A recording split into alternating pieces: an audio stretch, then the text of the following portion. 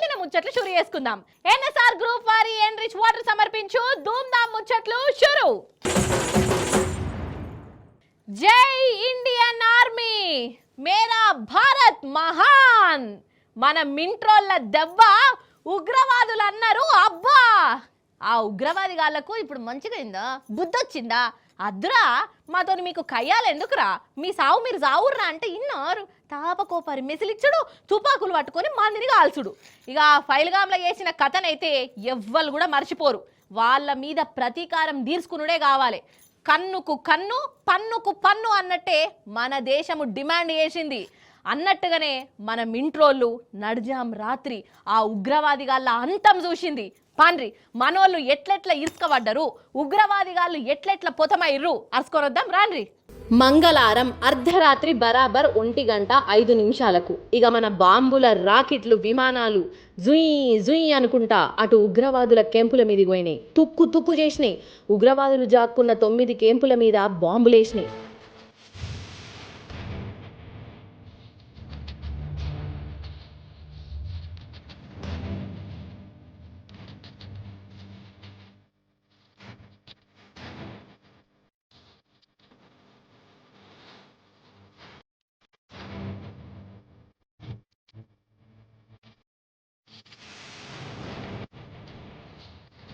అసలు ఏమైతున్నదో ఎవలచ్చిరో అని ఉగ్రవాదులకు అర్థం కూడా కాకముందే మనోళ్ళు పని పూర్తి చేసేసిర్రు.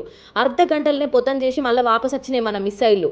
జైషే మొహమ్మద్, లష్కరే తోయబా, హిజ్బుల్ ముజాహిద్దీన్, గిజాయిద్దీన్తోని లింకులు పెట్టుకున్న ఉగ్రవాదులు చచ్చిపోయినరు. దగ్గర 80 మంది దాకా చచ్చిర్రట. అసలు మన సైన్యం ఎట్లా ముంగిటికి పోయింది, వాళ్ళంతు ఎట్లా చూసింది, మనం బాంబులు ఎట్లేసినాం, వాళ్ళ క్యాంపులు ఎట్లా కూలిపోయినాయి పూసగుచ్చినట్టు చెప్పిండ్రు మన మింట్రీ పెద్దోళ్ళు. Identification of the attackers based on eyewitness accounts as well as other information available to law enforcement agencies has also progressed. Our intelligence has developed an accurate picture of the planners and backers of this team. The features of this attack also tie in with Pakistan's long track record of perpetrating cross-border terror in India, which is well documented and beyond question.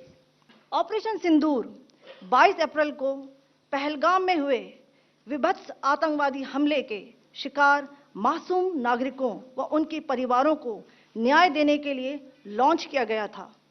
इस कार्रवाई में 9 terrorist camps को target किया गया और पूरी तरह से इसे बर्बाद किया गया. Over the last 3 decades, Pakistan has systematically built terror infrastructure. It is a complex web of recruitment and indoctrination centers, training areas for initial and refresher courses, and launch pads for handlers. These camps are located both in Pakistan as well as Pakistan-occupied Jammu and Kashmir areas. The selection of these targets for Operation Sindoor was based on credible intelligence inputs and role of these facilities in perpetrating the terror activities. అసలు ఒక్కొక్క క్యాంపుని ఎట్లా కూల్చిర్రో ఈడియోలు కూడా బయట పెట్టిర్రు. ఆగ చూడుర్రి మీరు కూడా.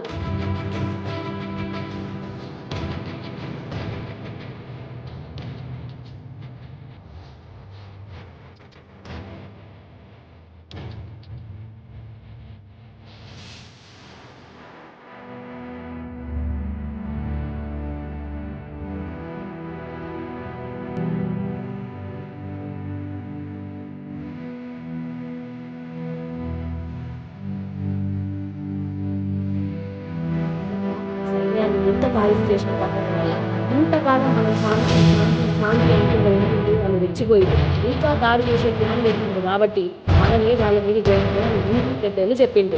మొత్తానికి పైల్గామ్లో మన టూరిస్టులను చంపి ఆడపడుచుల గుర్తు చేరిపేసినందుకు ఆ ఉగ్రవాది వాళ్ళ లక్ష్యం మన దేశం పూర్తిగా పెట్టింది. ఆపరేషన్ సింధూర్ పేరుకొని వాళ్ళ త్వరగా అంచింది. మన వల్ల దెబ్బకు ఉగ్రవాదుగా అయిపోయింది.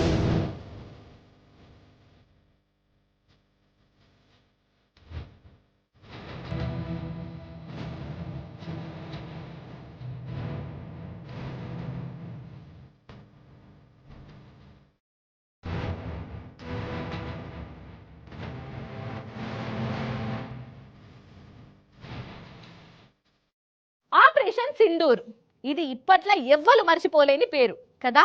నిజంగా మన మింట్రోళ్ళు ఉగ్రవాదుల మీద చేసిన మెరుపు దాడికి దేశమంతా ఒక్కటైంది. సైన్యం దిక్కే నిలబడ్డది. మింట్రోళ్లకు ఫుల్ సపోర్ట్ ఇస్తున్నది. ఇక వాళ్ళను తారీఫ్ కూడా ఎత్తాంది. నిలబడి సెల్యూట్ కొట్టింది. ఇగో నేను కూడా సలాం కొడుతున్నా. పాండ్రి మన జనం గుండె సప్పునే ఇప్పుడు మల్క చూద్దాం, నడువురి. నిజంగా మన మింట్రోళ్ళు కొట్టిన దెబ్బకు ఉగ్రవాదిగాళ్ళు గాయగాయ అయిపోయారు కదా. ఇక ఈ ఆపరేషన్ సింధూర్తోని దేశంలో ఉన్న ప్రతి ఒక్కళ్ళు వాళ్ళను తారీఫ్ ఎత్తాండ్రు. అందరం సైన్యం దిక్కే నిలబడ్డమని చెప్తాండ్రు. ఇక వాళ్ళకి హిమ్మతిస్తున్నారు.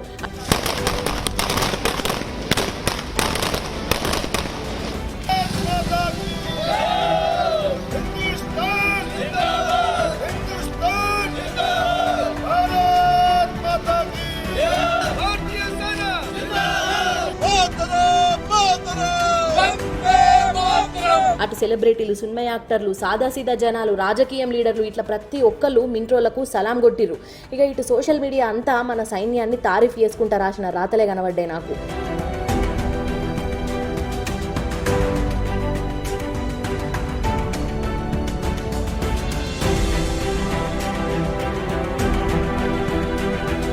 ఇక జనాలు కూడా రోడ్ల మీదకి వచ్చి అలాయ్ బలాయి తీసుకున్నారు. ఇక అంతమంది పానాలు తీసిన ఉగ్రవాది వాళ్ళకు బుద్ధి చెప్పి మన మింట్రోళ్ళు మంచి పని చేసిరని తారీఫ్ చేస్తాండ్రు.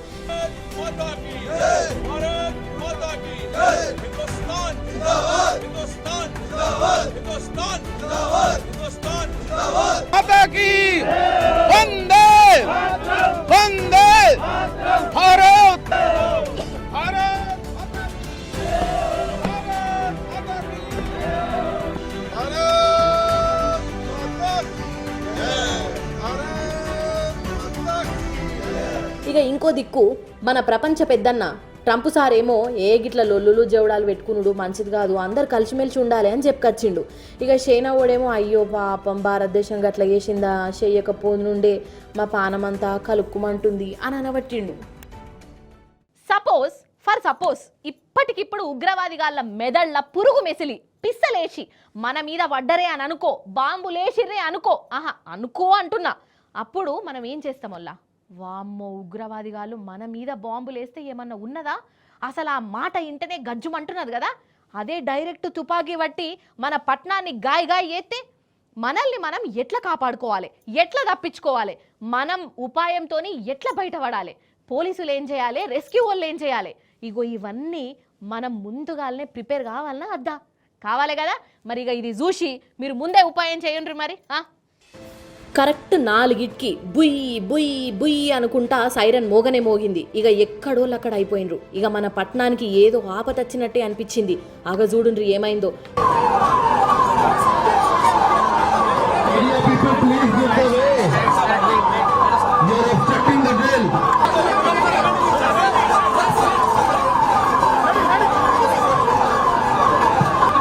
చూసిరా అంత గాయ గత్తర్ ఉన్నది కదా. ఒకళ్ళు పడిపోయినరు, ఇంకొకరు ఉరుకుతాండ్రు, ఒకళ్ళు భుజాల మీద వేసుకొని పోతాండ్రు, బంగ్లా మీదకి వెళ్ళి దునుకుతాండ్రు, కాపాడేటోళ్ళు కాపాడుతున్నారు, మరల పడేటోళ్ళు మరల పడతాండ్రు. అంతా ఆగమాగం చందన ఉన్నది కదా. అయితే ఇదంతా ఉత్తుతిదే, కాకపోతే సీరియస్గా తీసుకోవాలి మనం కూడా. మన సంటరోళ్ళు ఈ సివిల్ మాక్ డ్రిల్ అని దేశం అంతా పెట్టిర్రు. అయితే మన హైదరాబాద్లో 4 జాగలలో వేసిండ్రు. ఎందుకయ్యా అనంటే అసలు ఇప్పుడు బార్డర్ల పరిస్థితి అంత మంచిగా లేదు కదా. ఉగ్రవాది వాళ్ళు మన మీద కండ్ల మంటతోనున్నారు. మనం కూడా వెనకకు తగ్గుతలేం. ఇక వాళ్ళ అంతు చూడాలి అన్నట్టే ఎత్తాన్నాం. యుద్ధం గిట్ల వస్తే ఎట్లా, ఉగ్రవాదులు మన మీద పడితే ఏం చేసుడు, మన పానాలు ఎట్లా దక్కించుకోవాలి, పోలీసుల పనేంది, రెస్క్యూ వాళ్ళు ఎట్లా ముంగిటికి పోవాలి, జనాలకు ఎట్లా హిమ్మతి ఇవ్వాలి, పబ్లిక్కు ఎట్లా ధైర్యంగా ఉండాలి, ఇగో ఇవన్నీ ఈ మాక్ డ్రిల్ చేసిర్రు అన్నట్టు.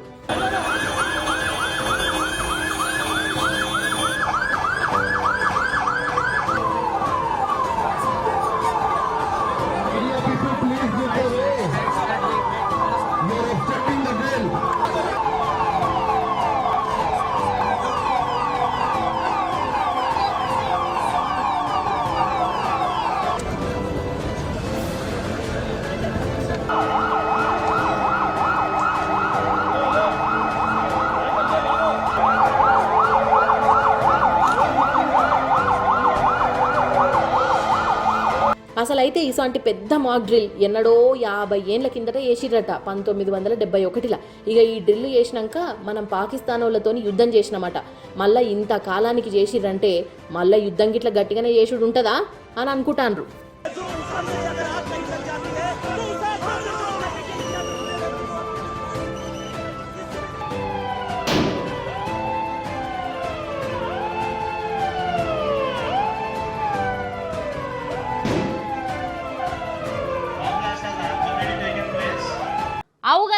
బండి మీద పోయేటోళ్ళు గాని ఎత్తికి హెల్మెట్ పెట్టుకుంటే ఏమవుతుందోల్లా నాకు తెలియక అడుగుతున్నా, ఏమైతే చెప్పుర్రి చీదర ఉడుతుందా?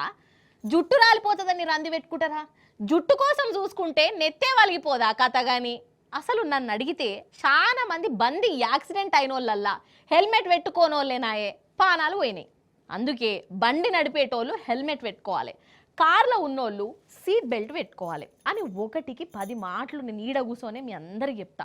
ట్రాఫిక్ పోలీసు వాళ్ళు చెప్తారు, ఏడవడతాడ రాశి కూడా ఉంటుంది, అయినా అస్సలు పట్టించుకోరమ్మా. అసుంటోళ్ళ కోసమే మన రామగుండం పోలీసులు ఒక పెద్ద పని పెట్టుకున్నారు. ఏందో చూడండి మీరే జర. రండి రండి రండి, దయచేయండి, తమరి హెల్మెట్ తీసుకొని వెళ్ళండి.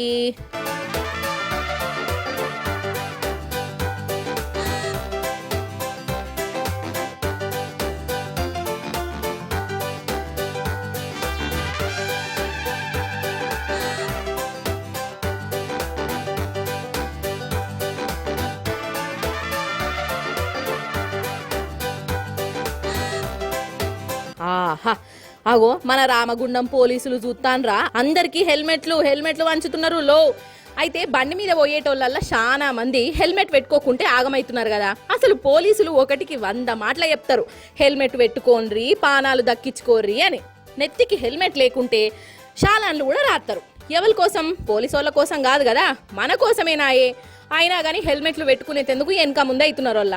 అందుకే రామగుండం పోలీసులు బండ్లు నడిపేటోళ్ళ నెత్తులు వలగకుండా వాళ్ళకు హెల్మెట్ ఫ్రీగా వంచే ఈగురం పెట్టుకున్నారు. అగో